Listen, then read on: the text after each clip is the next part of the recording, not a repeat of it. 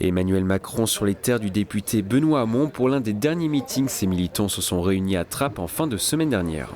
Une ville comme Trappes, elle est emblématique dans notre projet parce qu'elle symbolise justement tout ce dynamisme qu'on retrouve au sein des populations, qu'on retrouve au sein de la société civile, mais qu'on ne ressent pas quand on regarde les résultats.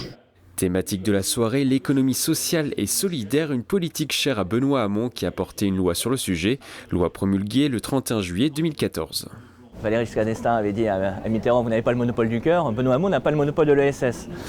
Et en fait, dans le rôle de porte-parole de l'ESS, je suis amené à aller dans tous les territoires pour parler de ces problématiques qui sont au cœur du projet d'Emmanuel Macron. Dans la salle, des soutiens de Benoît Hamon sont venus constater la mobilisation des trappistes derrière Emmanuel Macron.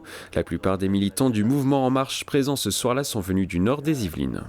Je sais quel est l'enjeu pour En Marche pour conquérir cette ville. On sait bien quel est le député de ce territoire. Je ne rentrerai pas dans les détails, mais pour moi c'est un enjeu énorme de marcher dans cette ville. Il a un projet qui est tourné également vers les personnes qui habitent dans des quartiers qui sont dits défavorisés. Il a tout ce qu'il faut dans son programme pour permettre à ces personnes de se sortir de leur misère sociale, de mieux les accompagner.